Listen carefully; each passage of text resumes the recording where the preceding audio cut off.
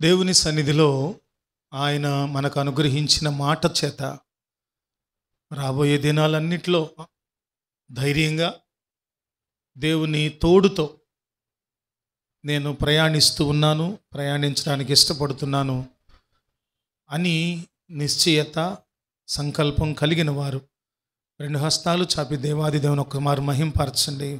దేవునికే మహిమ చెల్లునుగాక. ఆమేన్. దేవుని మాట మనం నేర్చుకుంటే అది ఎప్పుడూ వ్యర్థంగా పోదు. దేవుని వాక్కు, దేవుని మాట శక్తివంతమైంది. ఇంతకుముందు మనము విస్తరించుట అనే సంగతిని ధ్యానించాం. గతంలో విస్తరించుట. మనము ఇప్పుడు ఈరోజు మనము వర్ధిల్లుట అనే విషయాన్ని గురించి ధ్యానం చేద్దాం. ఇది నేను గతంలో అవసరతను బట్టి, అక్కడ ఉన్నటువంటి విశ్వాస గణపు అవసరతను బట్టి ఇంతకుముందు ఈ వాక్యాన్ని మనం ప్రకటించడం జరిగింది.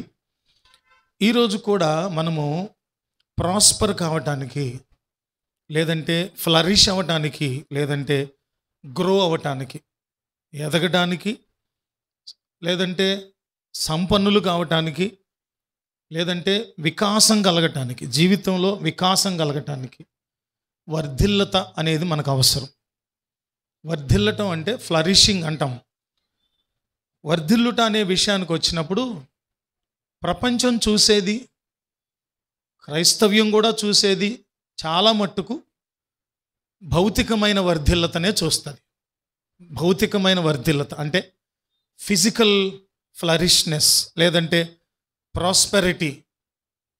ఈ రోజుల్లో ఎక్కువ మంది సంఘాలకు ఆకర్షించబడేది ప్రాస్పెరిటీ బోధ ఉంటేనే.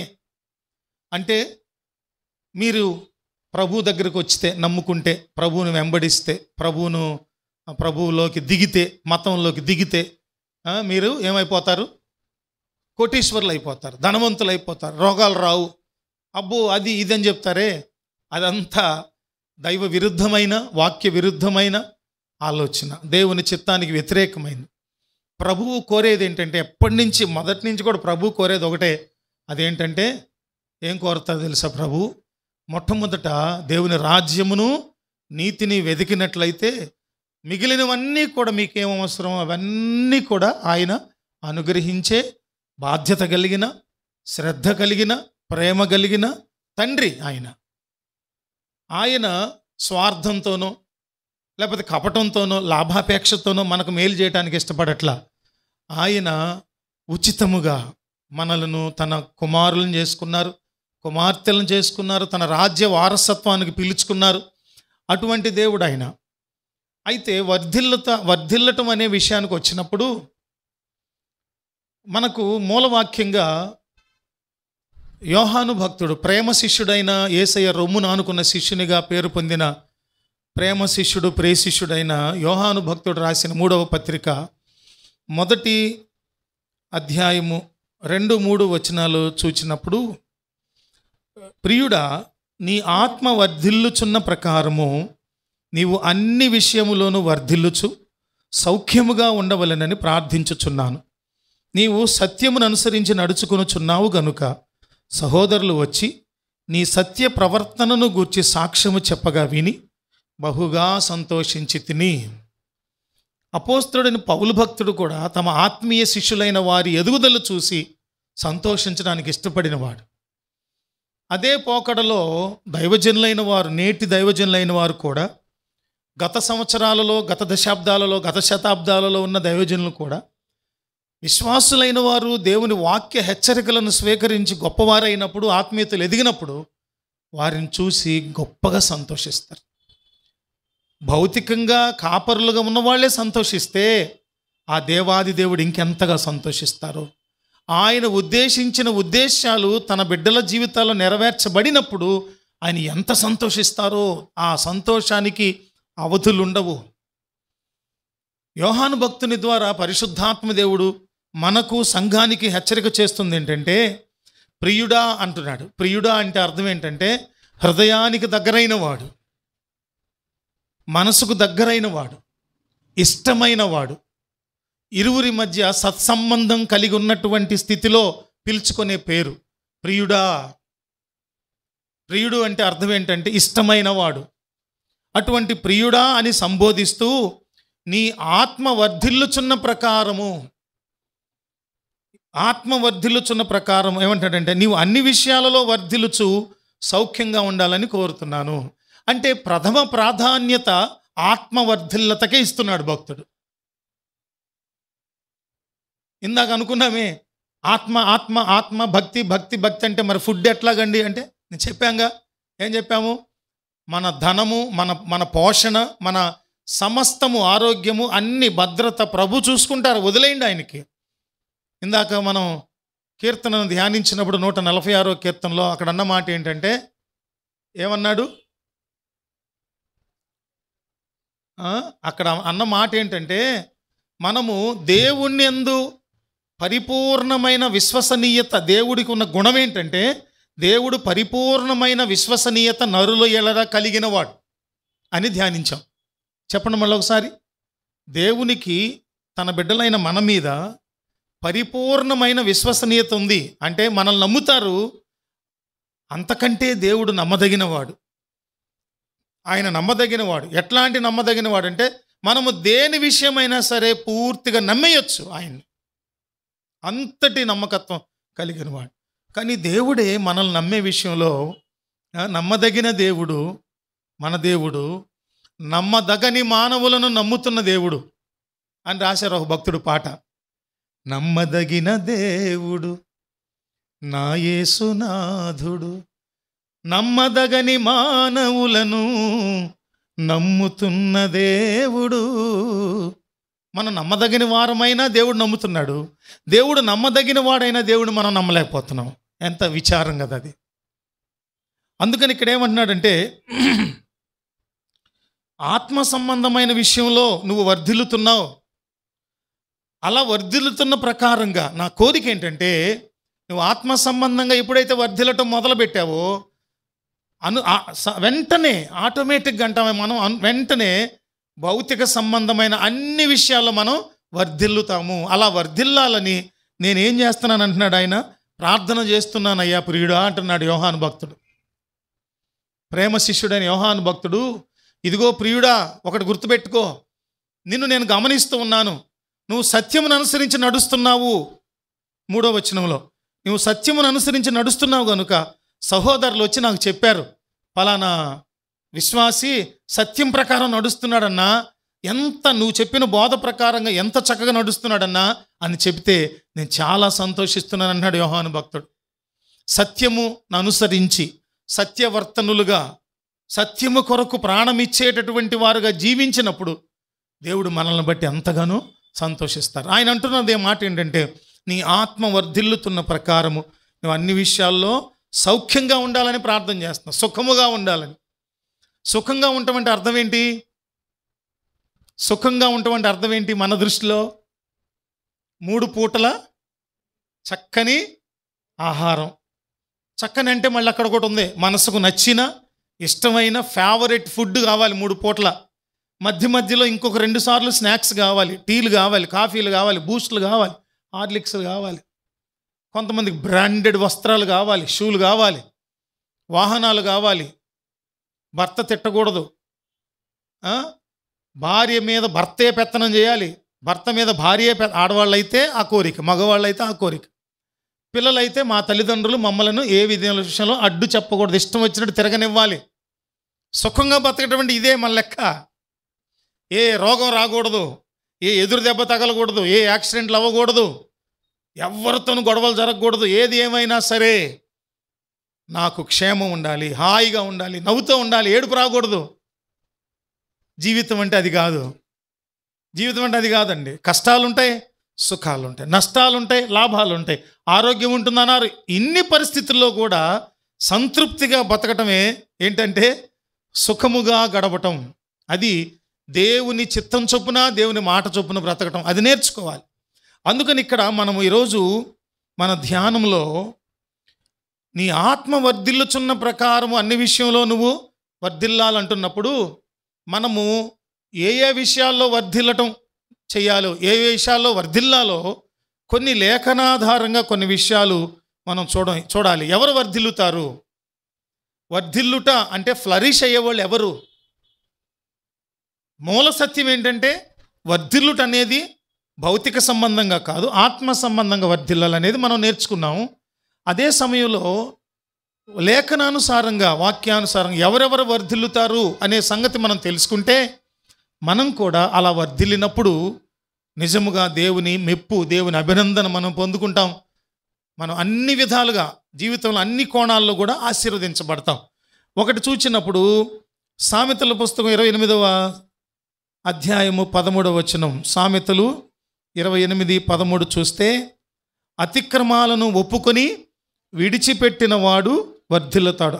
అతిక్రమములను దాచిపెట్టుకుని వాడు వర్ధిల్లడు. వాటిని ఒప్పుకొని విడిచిపెట్టివాడు కనికరం పొందుతాడు, కనికరించబడతాడు. అతిక్రమాలు ఎప్పుడు కూడా దాచుకోకూడదు.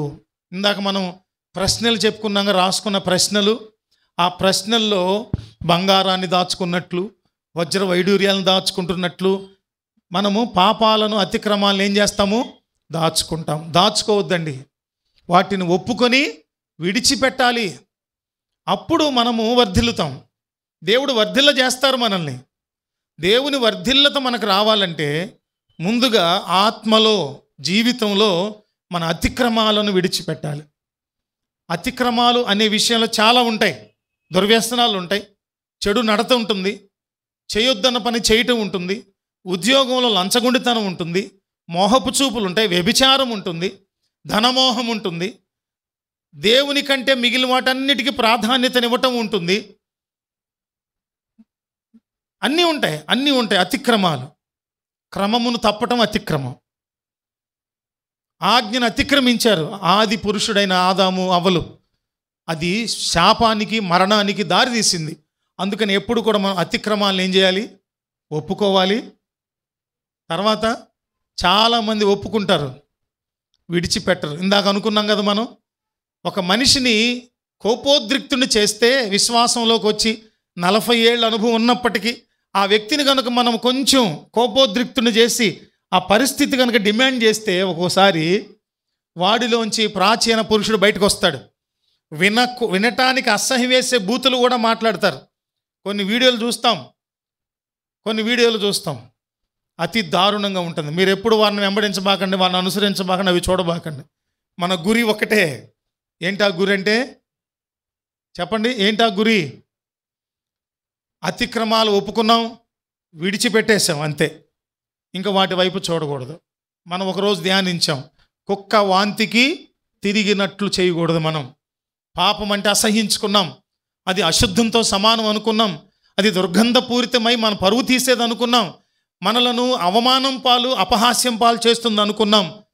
గుర్తించాం, ఒప్పుకున్నాం, పాపములను క్షమించే అధికారం కలిగిన యేసయ్య దగ్గర ఒప్పుకున్నాం, వాటిని విడిచిపెట్టాం. ఇంకా రోత బ్రతుకు వైపు తిరిగి చూడొద్దు. రెండవది ఏంటంటే, యోబు పుస్తకం 8వ అధ్యాయం 6-7 వచనం చూస్తే, నీవు పవిత్రుడవై యథార్థవంతుడవైన ఎడల నిశ్చయముగా ఆయన యందు నీ యందు శ్రద్ధ నిలిపి నీ నీతికి తగినట్లుగా నీ నివాస స్థలమును వర్ధిల్ల చేయును. అప్పుడు నీ నీతి మొదట కొద్దిగా నుండినను తుదను నీవు మహాభివృద్ధి నొందుదవు. ఏమంటే నీ అభివృద్ధి కొద్దిగా ఉండినప్పటికీ నీ స్థితి తర్వాత ఎలా ఉంటుందంట? ఆ మాట చెప్పాలని మీరు మీ నోట వినాలని ఆ మాట నేను ఏంటదే? మహాభివృద్ధి. అంతకంటే గొప్పదేమి ఉండదు. మహాభివృద్ధి కంటే గొప్పదేం లేదు. అంటే అర్థం ఏంటంటే, మహాభివృద్ధి అంటే నీవు సంతృప్తి చెందేటంతగా భక్తిలో, ఆత్మీయతలో అంత ఆశీర్వాదం పొందుకుంటావు అంటున్నాడు. ముందంటున్న మాట 6వ వచనంలో అంటున్న మాట ఏంటంటే, నీవు పవిత్రుడువై యథార్థవంతుడువైన ఎడల నిశ్చయముగా ఆయన నీ యందు శ్రద్ధ నిలిపి నీ నీతికి తగినట్లుగా నీ నివాస స్థలాన్ని వర్ధిల్ల చేస్తాను. మన ఇల్లు వర్ధిల్లాలి, మన జీవితం వర్ధిల్లాలంటే, మన బ్రతుకులు వర్ధిల్లాలంటే, కుటుంబాలు, సంఘాలు వర్ధిల్లాలంటే ఏం చేయాలంటే, పవిత్రులుగా ఉండాలి, యథార్థవంతులుగా ఉండాలి, నీతిమంతులుగా ఉండాలి. పవిత్రులుగా, యథార్థవంతులుగా, నీతిమంతులుగా, ఈ 3 కలిగి ఉండాలి. ముందు మూలవాక్యంలో సత్యమును అనుసరించి నువ్వు బ్రతుకుతున్నావు అన్నాడే, అదే యథార్థత అంటే. యథార్థత, సత్యము, వాస్తవము. సత్యం అంటే ఎవరు? యేసయ్యే. నేనే మార్గమును సత్యమును జీవమును చెప్పినటువంటి వారు ప్రపంచంలో యేసయ్య తప్ప ఎవరు లేరండి. ప్రపంచంలో అనేక మంది సత్యాన్వేషులు ఉదయాన్నే ప్రార్థన చేస్తారు. అసతోమా సద్గమయ తమసోమా జ్యోతిర్గమయ మృత్యోర్మాం అమృతంగమయ ఓం శాంతి శాంతి శాంతి అని ఉదయాన్నే లేచి ప్రార్థన చేస్తారు చాలామంది. అయ్యా, మేమందరం కూడా అసత్యములో ఉన్నాం, సత్యములోనికి నడిపించండి. చీకటిలో ఉన్నాం, వెలుగులోకి నడిపించండి. మరణములో ఉన్నాం, జీవములోనికి నడిపించండి. అవన్నీ మాకు వచ్చినప్పుడు, ఈ మూడు మాకు వచ్చినప్పుడు మేము శాంతిలో ఉంటాం, శాంతి కలిగి ఉంటామని ప్రార్థనలు చేస్తారు. వాళ్ళందరికీ ఒకటే జవాబు, ఆ సత్యం ఎవరంటే యేసయ్య, ఆ జీవం ఎవరంటే యేసయ్య, ఆ వెలుగు ఎవరంటే యేసయ్యే. వారికి జవాబు ఉన్నది, కానీ ఈ జవాబు ఎక్కడుందో తెలుసుకోకుండా వెతుకులాడుతూనే ఉన్నారు. అందుకని ఇక్కడ ఏమన్నారంటే, మనం పవిత్రులుగా, యథార్థవంతులుగా, నీతిమంతులుగా ఉంటే మన గృహం ఏమైపోతుంది, మన ఇల్లు ఏమవుతుంది? వర్ధిల్లుతుంది. సీక్రెట్స్ ఇవి. మన ఇల్లు వర్ధిల్లుతుంది అన్నమాట. నివాస స్థలాలు వర్ధిల్లు. ఎలాంటి అభివృద్ధి అది? ఏమని రాశాడు తర్వాత వచనంలో? మునుపున్న స్థితి కాదు, ఇప్పుడు మహాభివృద్ధి పొందుతావు. అంతకు మించిన అభివృద్ధి మరొకటి లేదు, మనకు అక్కర్లేదు కూడా. మరొకటి ఏంటంటే అది దేవునిని కలిగి ఉన్న జీవితం. సంతోషానందాలతో, శాంతి సమాధానాలతో ఉంటుంది. నీతి, యథార్థత, పరిశుద్ధత. చెప్పండి, ఏమేమి ఉండాలి మనకు? నీతి, యథార్థత, పరిశుద్ధత. యెహోషువ పుస్తకంలో 1వ అధ్యాయం 8వ వచనంలో చూసినప్పుడు, యెహోషువ పుస్తకం 1వ అధ్యాయం 8వ వచనం, ఈ ధర్మశాస్త్ర గ్రంథమును నీవు బోధింపక తప్పిపోకూడదు. దానిలో వ్రాయబడిన వాటన్నిటి ప్రకారము చేయుటకు నీవు జాగ్రత్త పడునట్లు దివారాత్రము దానిని ధ్యానించిన ఎడల నీ మార్గమును వర్ధిల్లజేసుకొని చక్కగా ప్రవర్తించెదవు. మన మార్గాలు వర్ధిల్లుతాయి ఎప్పుడంట? దేవుని ధర్మశాస్త్రాన్ని దివారాత్రములు ధ్యానించినప్పుడు. ఇప్పుడు మన ధర్మశాస్త్రం ఏంటంటే, చూపించండి మీ పరిశుద్ధ గ్రంథాన్ని. ఇది మన ధర్మశాస్త్రం, నేటి ధర్మశాస్త్రం. ప్రజలు అపార్థం చేసుకొని, ప్రజలు చులకన చేసుకొని, ఇక మేము బలులర్పిస్తాం పాపాలు చేస్తాం అనే పద్ధతితో ఉన్నటువంటిది కాకుండా, దానిని క్రీస్తు వారి సిలువలో నెరవేర్చి ముగింపు పలికేసిన తర్వాత మనందరి చేతిలో ఉన్న గొప్పదైనటువంటి ధర్మశాస్త్రం ఏంటంటే పరిశుద్ధ గ్రంథం, బైబిల్ గ్రంథం. ఎంత ధన్యులమో! ఇంతటి శ్రేష్టమైనటువంటి గ్రంథాన్ని కలిగి ఉన్న దానికి మనం ధన్యులం. 1వ కీర్తనలో కూడా ఉంటాడు ఏంటంటే, యెహోవా ధర్మశాస్త్రమును ఆనందించచ్చు, దివారాత్రములు దాన్ని ధ్యానించువాడు ధన్యుడు. అలా ధ్యానించినప్పుడంట వర్ధిల్లుతాం మనం, మన మార్గాలు వర్ధిల్ల చేయబడతాయి. నీవు ఏ పనిని మొదలుపెట్టినా సరే దేవుని తోడుతో, దేవుని మాటతో, దేవుని ఆలోచనతో మొదలు పెట్టాలి నీ మార్గం, నీ ప్రయాణం. అప్పుడు నీవు వర్ధిల్లుతావు. మనకున్నటువంటి జబ్బు బాధ ఏంటంటే, దైవజనుని మీద విశ్వసనీయత ఉండదు. ఆ దైవజనుడు దేవుని వెంబడిస్తున్నాడు కదా, ఆ దేవుని మీద విశ్వసనీయత ఉండదు. ఎవరో ఒకరి దగ్గరికి వెళ్ళి సమయాలు, ముహూర్తాలు, తిథులు, నక్షత్రాలు అన్నీ చూపించుకొని ఇల్లు మొదలుపెట్టు, పెళ్ళి మొదలుపెట్టు, నీ దినం మొదలుపెట్టు, నీ పాడి మొదలుపెట్టు అన్నట్టు మనిషి బుర్రతో వచ్చిన ఆలోచన లక్ష్య పెడతాం, దేవుని ఆలోచనలను నిర్లక్ష్య పెడతాం. ధర్మశాస్త్రమును నిరంతరము ధ్యానించే వాని మార్గాలు ఏమవుతాయి? వర్ధిల్లుతాయి. నేను మర్మాలు, ధర్మాలు, పిట్టకథలు, హాస్యము, సరసోక్తులు ఇవన్నీ నేను చెప్పడానికి ఇష్టపడట్లా. ఆ టైం లేదు, ఇది ఆ టైం కాదు. మనము ప్రభువారి రాకడ సమీపించబడే దినాల్లో ఉన్నాం. తండ్రి అయిన దేవుడు కుమారుని ఎప్పుడు పంపిస్తారో తెలియదు. హెచ్చరిక చేయబడే ప్రతి విషయాన్ని చాలా తీవ్రంగా ఎంచుకుందాం. బతుకులు కట్టుకుందాం, బ్రతుకులు మార్చుకుందాం, సరిచేయబడదాం, దిద్దపడదాం, ఒప్పింప చేయబడదాం దేవుని సన్నిధిలో. దేవుని ధర్మశాస్త్రాన్ని నిరంతరం ధ్యానించడం చేయాలి. తరువాత కీర్తనల పుస్తకం 122వ సంకీర్తన 6వ అధ్యాయం 6-7 వచనాలు చూసినప్పుడు, 122వ సంకీర్తన 6-7 వచనాలు, యెరూషలేము యొక్క క్షేమము కొరకు ప్రార్థన చేయుడు. యెరూషలేమా, నిన్ను ప్రేమించువారు వర్ధిల్లుదురు. ఎన్నిసార్లు చదువుకున్నాం మనం? యెరూషలేము క్షేమం కొరకు ప్రార్థిస్తే వర్ధిల్లటం ఏంటి? అది దేవుని పట్టణము. దేవుని రెండవ రాకడలో కూడా ఆయన అక్కడికే కాలు మోపుతారనే విశ్వాసము, ఆయన సువార్త ప్రకటించిన, నడయాడిన, అద్భుత కార్యములు, ఆశ్చర్య కార్యములు చేసిన ప్రాంతము, అది పవిత్ర స్థలము. యెరూషలేము క్షేమం కొరకు ప్రార్థించటం అంటే అర్థం ఏంటంటే మన క్షేమం కొరకు మనం ప్రార్థించుకోవటమే. యెరూషలేము క్షేమం అంటే మన క్షేమమే. మన క్షేమం కొరకు మనం ప్రార్థించుకుంటున్నాం అన్న సంగతి మర్చిపోతే యెరూషలేము క్షేమం కొరకు ప్రార్థన చేయలేం మనం. ఎవరైతే యెరూషలేము క్షేమం కొరకు ప్రార్థన చేస్తారో వారు వర్ధిల్లుతారు. ఓ యెరూషలేమా, నిన్ను ప్రేమించు వారు వర్ధిల్లుదురు అని యెరూషలేము గురించి చెప్పబడింది. దేవుని సింహాసనము, దేవుని ప్రసన్నతను, దేవుని మహిమను ప్రేమించేవారుగా మనం ఉండాలి. తర్వాత కొరింథీ సంఘానికి పౌలు భక్తుడు రాసిన మొదటి పత్రిక 16వ అధ్యాయము 1-2 వచనాలు చూచినప్పుడు, పరిశుద్ధుల కొరకైన చందా విషయమైతే నేను గలతీయ సంఘమునకు నియమించిన ప్రకారము మీరును చేయుడి. గలతీయ సంఘానికి కొన్ని నియమాలు పెట్టారట.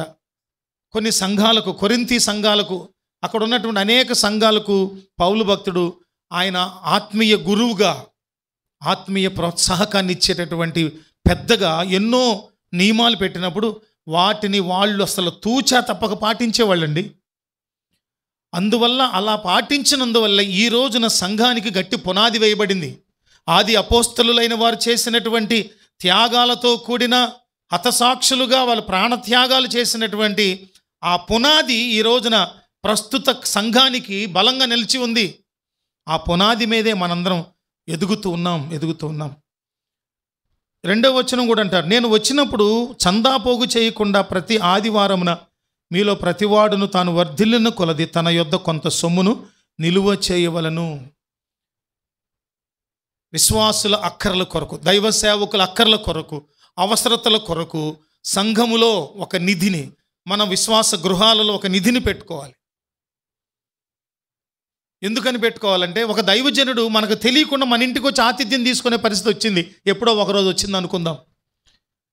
పొరపాటున ఆ నిమిషంలో రూపాయి లేదు నీ దగ్గర అనుకో, ఏంటి పరిస్థితి? ఏం పరిస్థితి అంటే, ఆ దైవజనుడికి సౌకర్యాలు అందకపోతే ఆయనేం ఫీల్ అవ్వడం. ఆ దైవజనుడు నీ ఇంటికి వచ్చినప్పుడు నువ్వు ఆతిథ్యం ఇవ్వకపోతే నీకు అందవలసిన దీవెన, ఆశీర్వాదము అందకపోయినప్పుడు దేవునికి చేయవలసిన సేవ కోల్పోతాం మనం. ఒక సేవకునికి సేవ చేస్తే ఎవరికి చేసినట్లు? ప్రభువుకి చేసినట్లే కదా. నీవు ఆ సేవకునికి సేవ చేసేటటువంటి ఆతిథ్యం ఇచ్చే అవకాశాన్ని కోల్పోతున్నావు. అందుకని ఏమన్నారంటే, మీరు కొంత నిధిని పెట్టుకోవాలి. పరిశుద్ధుల కొరకైనా, దైవజనుల కొరకైనా నిధిని. సంఘములో కూడా ఒక నిధి ఉండాలి. విధవరాళ్ళ కొరకు, పేదలైన వారి కొరకు, అనాథలైన వారి కొరకు సంఘములో ఒక నిధి ఉండాలి. ఆ నిధిని మనం ఖర్చు పెట్టాలి. అలాంటి జాగ్రత్త చేసిన వాళ్ళందరూ కూడా ఏమవుతారంట? వర్ధిల్లిన కొలది దేవునికి ఇచ్చారట. అందరూ వారి వర్ధిల్లిన కొలది దేవుడు, వాళ్ళు వర్ధిల్లిన కొలది ఎంతగా వర్ధిల్లుతున్నారో అంతగా దేవునికి ఇచ్చారు. ఇది ఒక చైన్ అన్నమాట, ఇంటర్లింక్డ్ ప్రాసెస్. నీవు వర్ధిల్లిన కొలది దేవునికి ఇస్తే దేవుడు ఇంకా నిన్ను వర్ధిల్ల చేస్తాడు. మేలుపై మేలు, కృప వెంబడి కృప, ఆశీర్వాదం పైన ఆశీర్వాదాన్ని దేవుడు ఇవ్వటానికి ఇష్టపడుతున్నారు. నీవేం చేయాలంటే వర్ధిల్లిన కొలది దేవునికి ఇవ్వాలి. సామెతల పుస్తకం 28వ అధ్యాయం 25వ వచనం చూడండి. సామెతల పుస్తకం 28:25, పేరాశ గలవాడు కలహమును రేపును, యెహోవా యందు నమ్మకముంచువాడు వర్ధిల్లును. యెహోవా యందు నమ్మకం ఉంటే వర్ధిల్లుతారు. నేను చెప్పాను ఇందాక, ప్రవీణ్ పగడాల గారు ఒక షార్ట్ మెసేజ్లో చెప్పిన, ప్రవీణ్ పగడాల కాదు, క్షమించండి, ప్రకాష్ గారు, గంటెల ప్రకాష్ గారు ఇచ్చిన స్టేట్మెంట్ ఏంటంటే, దేవుణ్ణి నమ్ముదాం, దేవుని కార్యాల మీద కాదు అనే మాట మొదట్లో మీతో ప్రస్తావించేవాళ్ళ ఆరాధన ఆరంభంలో. దేవుని కార్యాల మీద కన్నా కూడా ఎవరి మీద నమ్మకం ఉండాలి మనకి? దేవుని. అబ్రహాము దేవుని నమ్మెను, అది అతనికి నీతిగా ఎంచబడెను. కాబట్టి మనం దేవుని క్రియలను నమ్మటం కంటే ఇంకొక మెట్టు ఎదిగిన వారిగా ఎవరు నమ్మాలంటే దేవుని యందు విశ్వాసం ఉంచిన వాళ్ళు ఏమవుతారు? వర్ధిల్లుతారు. అదే ఆ సామెతల పుస్తకంలోనే 2వ అధ్యాయం 7వ వచనం చూసినప్పుడు, సామెతల పుస్తకం 2వ అధ్యాయం 7వ వచనంలో, ఆయన యథార్థవంతులను వర్ధిల్లజేయును, యుక్త మార్గము తప్పక నడుచుకుని వారికి ఆయన కేడెముగానున్నాడు. మొదటి పాదం చూసినప్పుడు ఆయన యథార్థవంతులను వర్ధిల్లచే. యథార్థత అంటే మళ్ళీ మొదటికి వచ్చేసాం, మూలవాక్యానికి వచ్చేసాం. నీవు సత్యమును బట్టి నడుచుకుంటున్నావు కాబట్టి సహోదరులు వచ్చి నీ సత్య ప్రవర్తనను గురించి నాకు చెప్పినప్పుడు విని నేను ఎంతగానో సంతోషిస్తున్నాను అన్నట్లు ఈ చివరి మాట కూడా ఏమంటున్నాడంటే, ఈ 7వ విషయాన్ని కూడా ఏమంటున్నారంటే, ఆయన యథార్థవంతులను వర్ధిల్ల చేస్తారు. అంటే నిజము మాట్లాడే వాళ్ళను, నిజం పలికే వాళ్ళను, కుటుంబంలో నిజాన్ని సత్యాన్ని స్థాపించే వాళ్ళను, యేసుక్రీస్తు ప్రభువును జీవితంలో ఏలికగా చేసుకొని బ్రతికే వాళ్ళను దేవుడు వర్ధిల్ల చేస్తాడు. సత్యానుసారులుగా, సత్యవర్తనులుగా, సత్య ప్రవర్తనులుగా. పిలాతు అడిగాడు యేసయ్యని, ప్రభువారిని ఏమడిగారంటే సత్యం అంటే ఏంటి అన్నాడు. ప్రభు అంతకుముందు సత్యమును గురించి సాక్ష్యం అవటానికి నేను వచ్చాను అన్నప్పుడు సత్యం అంటే ఏంటి అన్నాడు. ఆ రోజున నేను అనుకుంటాను, ఆ రోజున పిలాతు యేసయ్య ద్వారా ఆ ప్రశ్నకు జవాబు పొంది ఉంటే కదా, పిలాతు యేసయ్య ద్వారా సత్యం అంటే ఏంటి అన్న తర్వాత ఆగిపోయింది, అక్కడి నుంచి సంభాషణ ఆగిపోయింది.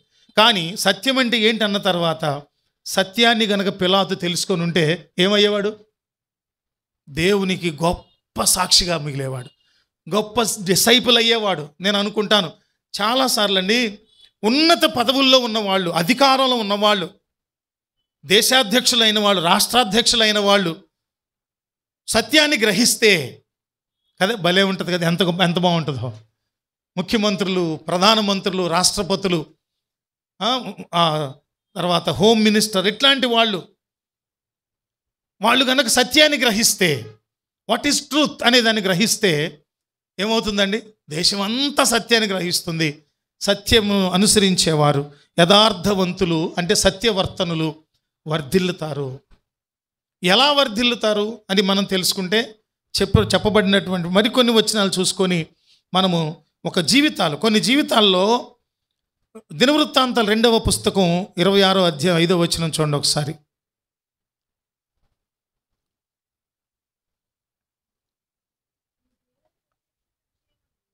దేవుని ప్రత్యక్షత విషయమందు తెలివి కలిగిన జకర్యా దినములలో అతడు దేవుని ఆశ్రయించెను.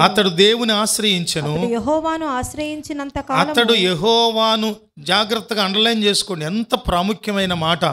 జకర్యాను అతడు దేవుని ఆశ్రయించెను, అతడు యెహోవాను ఆశ్రయించినంత కాలము దేవుడు అతనిని వర్ధిల్లజేసెను. యెహోవాను ఆశ్రయించినంత కాలము. ఇంకొక చోట ధర్మశాస్త్ర మందసము ఓబేదేదేవు ఇంట్లో ఉన్నంత కాలము వాళ్ళు ఆశీర్వదించబడ్డారు, వర్ధిల్లారు, సమృద్ధిని అనుభవించారు. అర్థమవుతుందండి? అందుకని జకర్యా విషయంలో ఆయన రాసిన గొప్ప మాట ఏంటంటే, యెహోవాను ఆశ్రయించినంత కాలం అతడు వర్ధిల్లాడు. ఈ రోజున మనము వర్ధిల్లే విషయంలో డబ్బు కాదు, ప్రకృతి సంబంధమైనవి కాదు, భూ సంబంధమైనవి కాదు, శరీర సంబంధమైనవి కాదు, ఆత్మ సంబంధమైన విషయాలు వర్ధిల్లటానికి నీవు ఇష్టపడితే, యెహోవాను ఆశ్రయించినంత కాలము, దేవుని స్మరణలో, దేవుని స్తుతిలో ఎదుగుతున్నంత కాలము మనం వర్ధిల్ల చేయబడతాము. దేవుడు అన్యాయస్తుడు కాదండి, దేవుడు అన్యాయస్తుడు కాదు. నిన్ను నన్ను వర్ధిల్ల చేయటం ఆయనకి ఇష్టం. ఎప్పుడైనా ఒక పరిపూర్ణమైన వర్ధిల్లత అనేది ఎక్కడుంటుందంటే ఆత్మలో ఆరంభించబడుతుంది. ఆ తర్వాత భౌతికమైన అవసరతలు వద్దని నేను అనటం లేదు. మనం ఎంత కలిగి ఉన్నా దానిని అస్సలు లక్ష్య పెట్టకుండా దేవుణ్ణి మాత్రమే వాటిని అనుగ్రహించిన. అందుకే దేవుని యందే విశ్వాసం, దేవుడిచ్చిన వస్తువుల మీద కాదు, దేవుడు చేసిన మేలుల మీద కాదు, దేవుడు చేసిన స్వస్థత మీద కాదు. ఏమండి, స్వస్థత అనేటటువంటి విషయం చాలా తాత్కాలికమైంది. ఎందుకంటానంటే జ్వరం వచ్చింది, ప్రార్థన చేయించుకున్నాం, తగ్గిపోద్ది, ఇంకెప్పుడు రాదా చచ్చిపోయేదాకా? ఒక యాక్సిడెంట్ అయింది, కాలు బాగుపడింది, హాస్పిటల్కి వెళ్ళాం, ఆపరేషన్లు అయినాయి, ఒక్కసారి అయిపోయింది. మనకి ఎలా ఉంటుందంటే, ఒకప్పుడు పోలీసులు పట్టుకునేవాళ్ళు, లైసెన్స్ లేదంటే, బుక్ లేదంటే, ఈరోజు ఉదయం రాసేవాళ్ళు చలాన్, రాపిచ్చే వరకు బాధ, భయం, తడా ఉండేది. రాసేసిన తర్వాత ఒక రకమైన ధీమా వచ్చేది, ఒక స్లిప్ ఇచ్చేవాడుగా. ఎందుకు తెలుసా? ఆ రోజు అంతా ఎన్నిసార్లు తప్పు చేసినా మళ్ళీ ఆపాడు అనుకోని పోలీస్, ఉదయం కట్టాను చూపించు. నాకు అనిపిస్తుంది, అయ్యో మనం భలే వెర్రి వాళ్ళలాగా ఉన్నామే అనుకుంటాం. రేపు మళ్ళీ మొదలే కదా. నా విషయంలోకి వచ్చేసరికి ఒకసారి పోలీస్ పట్టుకున్నాడు, నూజివీడులో స్కూటర్ పట్టుకున్నాడు. ఏమో పొల్యూషన్ లేదు, పొల్యూషన్ చేయించబోయేసరికి మరి నేను తప్పు చేశాను. నేనే మొదట వివేకంగా ప్రవర్తించకుండా, ఏమండి నేను పాస్టర్నండి. ఎవరు నువ్వు అన్నాడు. పాస్టర్నండి. సిగ్గులేదా నీకు? పాస్టర్ అయ్యుండి పేపర్లు లేకుండా బండి నడుపుతామన్నాడు. నాకు అవమానం అయిపోయింది. అక్కడ ఎవరు లేరు, ఎవరు వినకపోయినా అవమానం అనిపించింది. ఆ రోజు నుంచి పేపర్లు లేకుండా పొరపాటున ఏ బండి ఉంచను, అన్నీ అప్డేటెడ్గా ఉంటాయి అన్నీ. ఎందుకంటే నేను అవమానపడితే నేను సేవ చేస్తున్న ఏ దేవుడిని అయితే రిప్రజెంటేటివ్గా ఉన్నానో ఆయనకు అవమానం కలిగించిన వాడిగా అవుతాననేటటువంటి స్పృహతో చాలా జాగ్రత్త పరుడుగా ఉండవలసిన మనమైనా అందరంతే. తప్పించుకొని తిరగటా కొంతమంది ప్రయత్నించినప్పుడు పోలీసులు దురుసుగా ప్రవర్తిస్తే చాలామంది చచ్చిపోయిన వాళ్ళు ఉన్నారు. పడిపోయి కర్ర ఇసిరాడు ఒకసారి హైదరాబాద్లో, అది వెళ్ళి వీళ్ళలో పడిపోయి కుర్రోళ్ళు పారిపోతా ఎగిరిపడి అక్కడే చచ్చిపోయారు. అందుకని చాలా చోట్ల పోలీసులకి స్ట్రాంగ్ ఇన్స్ట్రక్షన్స్ ఉన్నాయి, మీరు తొందరపడబాకండి అన్నట్టు. ఇప్పుడు అలా కూడా కాదు, ఫోటో తీసేసి చలాన్ ఆన్లైన్లో పంపేస్తున్నారు, గొడవే లేదు. నేను ఆ మధ్య సింగపూర్ వెళ్ళినప్పుడు నాకు ఆశ్చర్యం అనిపించింది.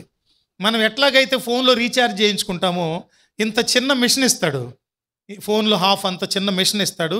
ఆ మిషన్ మన దగ్గర పెట్టుకొని రీఛార్జ్ చేయించుకుంటాం. అది శాటిలైట్తో లింక్ అయి ఉంటుంది అన్నమాట. మనము పార్కింగ్ చేసే ప్లేసులోనే, మన పార్కింగ్ ప్లేస్లోనే చేయాలి.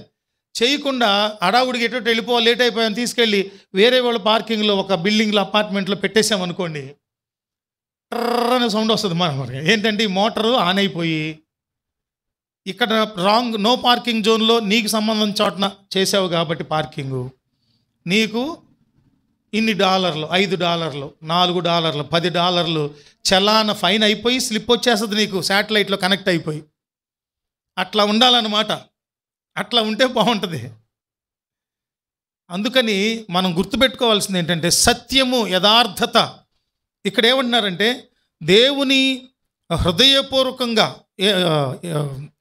జకరియా దేవునిని ఆశ్రయించినంత కాలము ఆయన వర్ధిల్లాడు. తర్వాత అదే దినవృత్తాంతాల పుస్తకంలోని 2వ దినవృత్తాంతాల పుస్తకం 31వ అధ్యాయం 20-21 వచనాలు చూస్తే,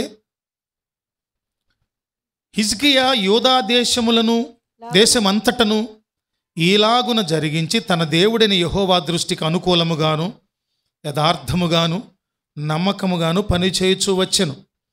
తన దేవుని ఆశ్రయించుటకై దేవుని మందిర సేవ విషయమందేమి, ధర్మశాస్త్ర విషయమందేమి, ధర్మమంతటి విషయమందేమి తాము ఆరంభించిన ప్రతి పని అతడు హృదయపూర్వకముగా జరిగించి వర్ధిల్లెను. 3 విషయాలు చెప్తారు ఇక్కడ. అదేంటంటే దేవుని మందిర సేవ విషయమందేమి, దేవుని మందిర సేవ. రెండవది ధర్మశాస్త్ర విషయమందలి సేవ. ధర్మశాస్త్ర విషయం అంటే ఆజ్ఞలు పాటించడం, కట్టడలు విధులను పాటించడం. మూడవది ధర్మమంతటి విషయం.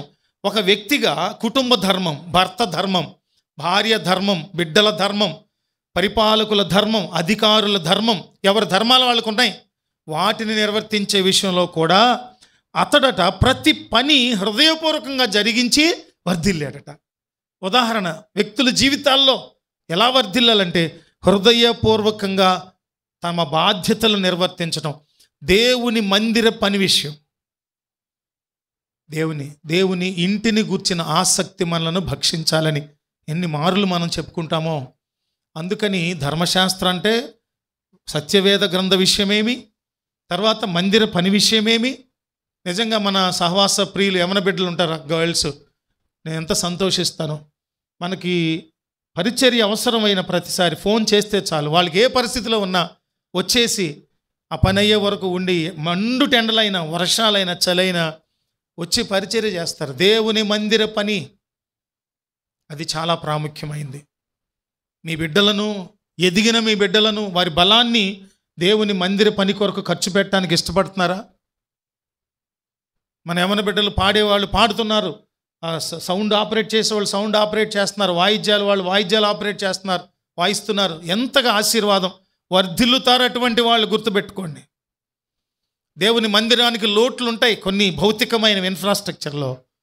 వాటి కొరకు మనము ముందుకు రావాలి, పరిచర్య చేయడానికి ముందుకు రావాలి. అట్లాంటి వాళ్ళు వర్ధిల్లుతారు.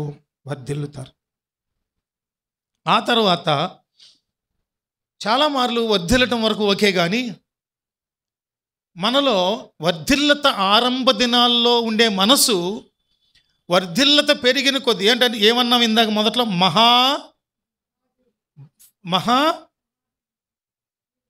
మహా అభివృద్ధి, ఫలాభివృద్ధి, మహాబలాభివృద్ధి, మహా ఆత్మీయ ఈ డబ్బులు ఆస్తులు చిరాస్తులు అన్నీ పెరిగిపోతే ఒక ప్రమాదం ఉందంట.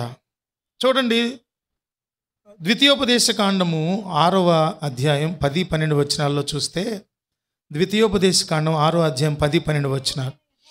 నీ దేవుడైన యెహోవా నీ పితరులైన అబ్రహాము, ఇస్సాకు, యాకోబులతో చేసిన ప్రమాణమును బట్టి నిన్ను ఆ దేశంలో ప్రవేశపెట్టి. చూడండి, దేవుడు ఒక్కొక్క మెట్టు ఒక్కొక్క స్టెప్ చెప్తున్నాడు. ఏంటంటే పితరుల దేవుడైనటువంటి మీ దేవుడు చేసిన ప్రమాణాన్ని బట్టి, ప్రమాణం అంటే వాగ్దానము, ముందస్తుగా మిమ్మల్ని ఈ విధంగా నేను ఆశీర్వదిస్తాను, మిమ్మల్ని ఈ విధంగా విడిపిస్తాను, మిమ్మల్ని ఈ విధంగా ఫలాభివృద్ధి చేస్తాను, మహాభివృద్ధి చేస్తానని చెప్పబడినట్లుగా నిన్ను ఆ దేశములో ప్రవేశపెట్టి నీవు కట్టని గొప్పవగు మంచి పురములను, నోట్ చేసుకోండి, అండర్లైన్ చేసుకోండి.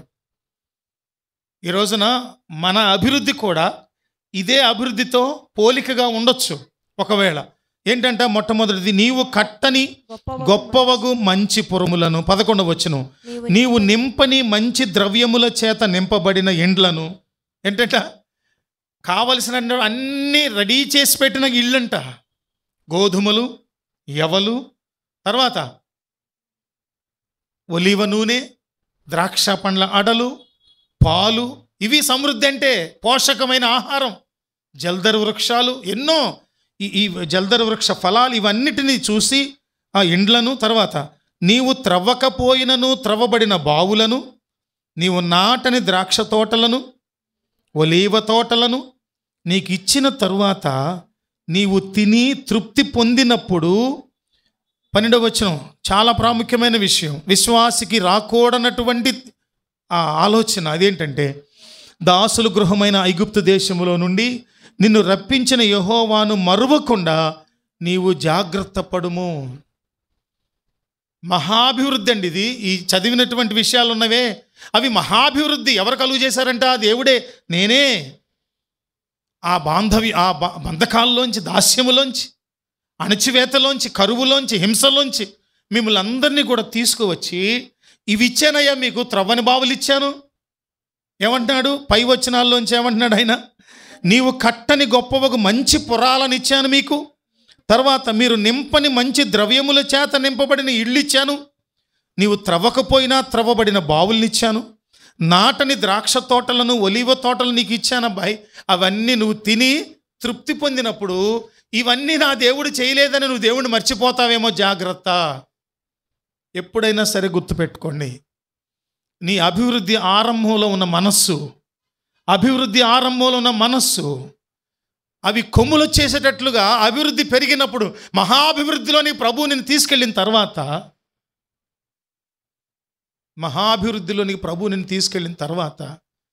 నీవు గనక ప్రభువును మర్చిపోతే, గర్విస్తే, అతిశయిస్తే ఏమవుతుందంట? ఎక్కడో పడిపోతాం మనం. అధఃపాతాళంలోనికి పడిపోతాం కదా. అధఃపాతాళం అంటే ఇంకా మనం అగాధం అన్నమాట, అగాధం. చాలామందిని చూస్తాం మనం. నాశనమునకు ముందు ఏమి నడుస్తుందండి? నాశనానికి ముందు గర్వం నడుస్తుంది. ఆ, అహంకారం పడిపోవటానికి ముందు అహంకారం, నాశనానికి ముందు గర్వం. ఎప్పుడైతే నీవు వర్ధిల్ల చేయబడుతున్నావో, ఎంత మహాభివృద్ధి పొందుతావో అంత ఒదిగినప్పుడు, ఎంతవరకు అంటే నేల మట్టుకు ఒదిగినప్పుడు దేవుడు నిన్ను బలా నమ్మకమైన వాడని అభినందిస్తారు. దేవునికి స్తోత్రం కలుగునుగాక. అందుకని దేవుడు ఇంత అభివృద్ధి చేస్తే ఆ అభివృద్ధిని గురించి మనం మర్చిపోతే చాలా చాలా చాలా. ఇంకొకటి అంటారంట కొందరు గర్విష్ఠులు, కొందరు అహంకారం కలిగిన వాళ్ళు అంటారంట. సామెతల పుస్తకం 30వ అధ్యాయం 9వ వచనం చూడండి. సామెతల పుస్తకం 30వ అధ్యాయం 9వ వచనం. ఎక్కువైన ఎడల నేను కడుపు నిండిన వాడనై నిన్ను విసర్జించి యెహోవా ఎవడని అందునేమో, లేక బీదనై దొంగిలి నా దేవుని నామమును దూషింతునేమో. ఈ భయం ఉండాలి. అభివృద్ధి జరుగుతున్న ప్రతిసారి, ఆశీర్వాదం పొందుతున్న ప్రతిసారి మనలో ఈ భయం ఉండాలి. ఏంటా భయము? ఎక్కువైన ఎడల నేను కడుపు నిండిన వాడనై నిన్ను విసర్జించి యెహోవా ఎవడు అంటానేమో. అన్నవాళ్ళు ఉన్నారా లేరా? అన్నవాళ్ళు ఉన్నారండి, చాలామంది ఉన్నారు. యెహోవా ఎవడు అని దేవుణ్ణి మర్చిపోయి అహంకారంతో, గర్వంతో మాట్లాడేవారు. యెహోవా ఎవడు?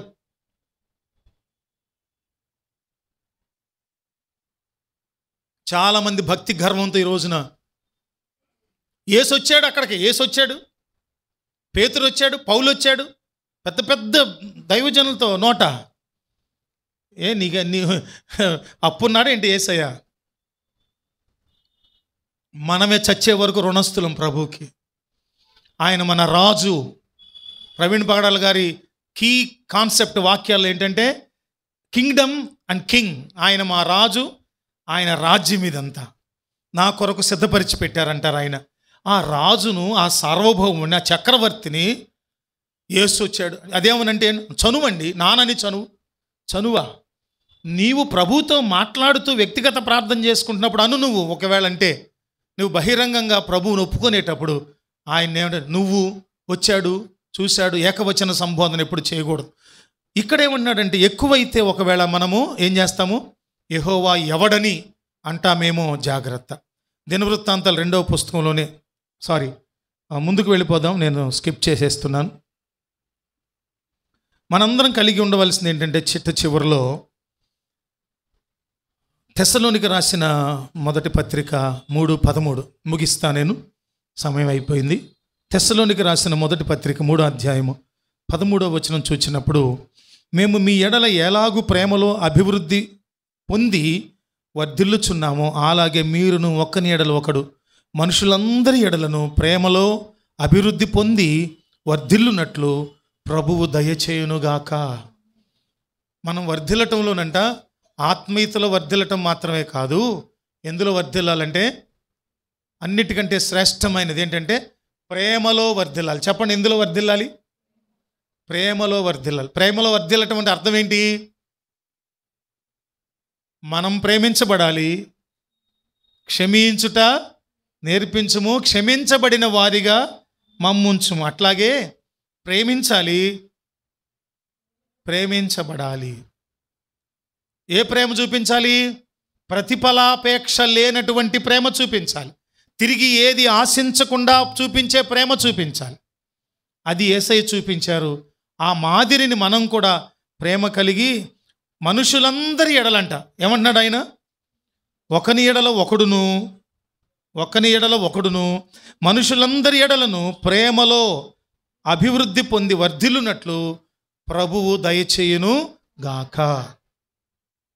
అంటే ఆ విధమైన ప్రేమ మనలో స్థాపించబడును గాక అని అర్థం అన్నమాట. ఎలా వస్తుంది? ప్రేమగా ఉండటాన్ని ప్రేమించాలి, ప్రేమగా ఉండటాన్ని మనం ఇష్టపడాలి. దేవుని మందిరంలో కూడా వర్ధిల్లాలంటున్నాడు కీర్తనకారుడు. 92వ సంకీర్తన 13వ వచనం అంటాడు, దేవుని మందిరములో మనము వర్ధిల్లాలి, ఆత్మీయతలో వర్ధిల్లాలి. అట్టి కృపలో ప్రభు మనల్ని దీవించి ఆశీర్వదించి వర్ధిల్ల చేయుదురుగాక. ఆమె. అందరూ లేచి నిలబడదాం. ముగింపు ప్రార్థన ఆశీర్వాదాలు తీసుకొని ఒకరికొకరు వందనాలు చెల్లించుకొని వెళదాం. అందరూ లేచి నిలబడాలి. చాలాసేపు నుంచి కూర్చుని ఉన్నాం. లేచి నిలువబడి విన్నటువంటి వాక్యం నిమిత్తం ఒకరు ప్రార్థన చేసినట్లయితే మనం ముగించుకుందాం. 4 నిమిషాల సమయం ఉంది. ఆ 4 నిమిషాల సమయంలో మనము ముగింపు ప్రార్థన చేసుకొని వాక్యాన్ని ముగించుకుందాం. ప్రార్థన. అందరు తలలు వంచండి. ఆత్మీయతలో వర్ధిల్లిన ప్రకారంగా అన్ని విషయాల్లో కూడా మనం వర్ధిల్లాలని దేవుడు ఆశపడుతున్నారు. అందుకని ఏ విషయాలు వర్ధిల్లాలో నేర్చుకున్నాం. ప్రార్థన చేసుకొని ఈ రాబోయే వారపు దినాలన్నీ కూడా శక్తివంతులుగా, పునరుత్థాన బలాన్ని కలిగిన వారుగా, దేవుని క్షేమం క్రింద మనం పరిశుద్ధులుగా కొనసాగుదాం. అట్టి కృప ప్రభు మనకు అనుగ్రహించినట్లుగా ప్రార్థన చేసినట్లు ఆ ప్రార్థన మన హృదయంలో ఒక ముద్రను వేయునట్లుగా ప్రార్థన చేసుకుందాం.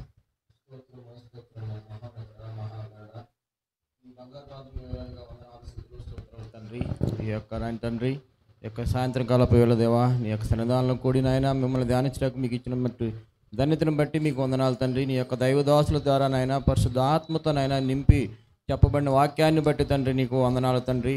వర్ధిల్లుట అనే నాయన అంశమును బట్టి తండ్రి, కుటుంబాలు నాయన ఏ విధంగా వర్ధిల్లింపబడతాయో తండ్రి అనే అంశమును బట్టి తండ్రి, చెప్పబడిన వాక్యాన్ని బట్టి తండ్రి, ఆత్మలకు నాయన మంచి నాయన ఆత్మీయ ఆహారాన్ని దయచేసిన దేవా నీకు వందనాలు తండ్రి.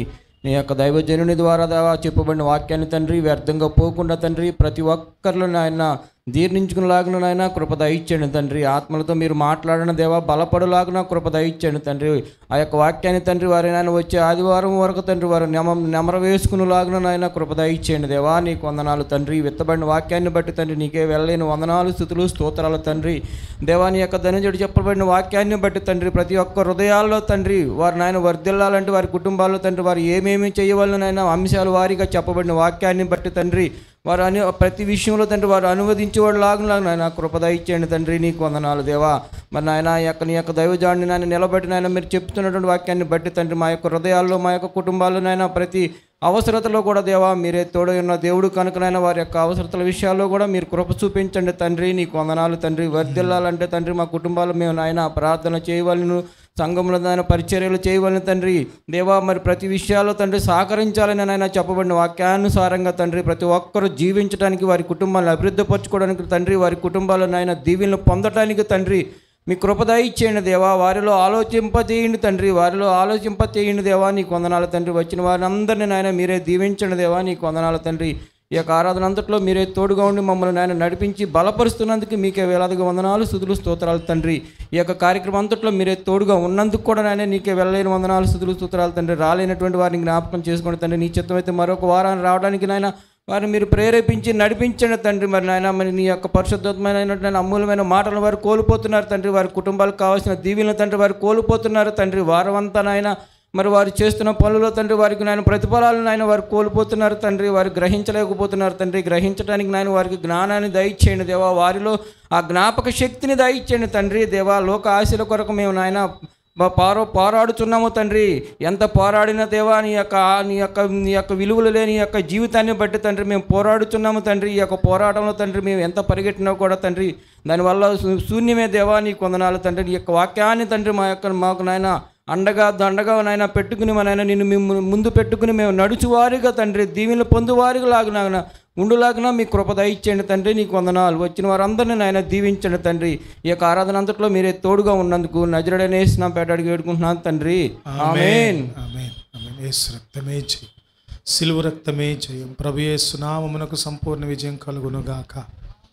ప్రభు వారి శిష్యులకు నేర్పించిన పరలోక ప్రార్థన మనందరం చెప్దాం. పరలోకమందున మా తండ్రి, నీ నామం పరిశుద్ధపరచబడునుగాక, నీ రాజ్యము వచ్చునుగాక, నీ చిత్తము పరలోకమందు నెరవేరుచున్నట్లు భూమి యందును నెరవేరునుగాక. మా నిదిన ఆహారం నేడు మాకు దయచేయి. మాడల అపరాధములు చేసిన వారిని మేము క్షమించిన ప్రకారం మా అపరాధములు క్షమించు. మమ్మ శోధనలోనికి తేక దుష్టు నుంచి తప్పించు. రాజ్యము, శక్తి, మహిమ నిరంతరం నీవయున్నవి తండ్రి. సృష్టికర్తయగు తండ్రి ప్రేమ, సిలువ బలియాగము ద్వారా విమోచించిన క్రీస్తు వారి కృప, మనందరి ఆదరణార్థమై వాగ్దానాత్మగా పంపబడిన సత్యస్వరూపియగు పరిశుద్ధాత్మ దేవుని నిత్య అన్యోన్య సహవాసం కూడిన మనకును సకల పరిశుద్ధులకును సదాకాలము తోడైండు నడిపించి వర్ధిల్లత కొరకైనటువంటి తీర్మానములో స్థిరపరచునుగాక. ఆమేన్, ఆమేన్, ఆమేన్. అందరూ ఒకరికొకరు సమాధానపూర్వక వందనాలు తెలియజేసుకొని